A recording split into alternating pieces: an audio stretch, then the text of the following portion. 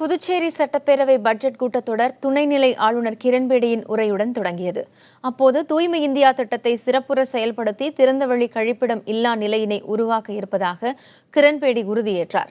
புதுச்சேரியில் 2,25,884 குடும்பத்தினருக்கு biometric smart குடும்ப அட்டைகள் வழங்கப்பட்டுள்ளதாக கூறிய அவர் 100% மாணவர் சேர்க்கையை உறுதிப்படுத்த சிறப்பு திட்டத்தை செயல்படுத்தி வருவதாக கூறினார்.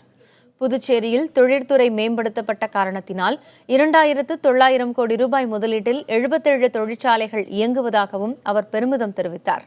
சுற்றுலாவை மேம்படுத்த பல்வேறு திட்டங்கள் நிறைவேற்றப்பட்டுள்ளதாகவும் துணைநிலை ஆளுநர் கிரண்பேடி தனது உரையில் குறிப்பிட்டார். முன்னதாக கூட்டத்தொடரை 20 நாட்களுக்கு நடத்த கோரி அதிமுக உறுப்பினர்கள் ஆங்கிலம் மற்றும் தமிழில் பதாகைகளை ஏந்தி முழக்கங்களை எழுப்பினர்.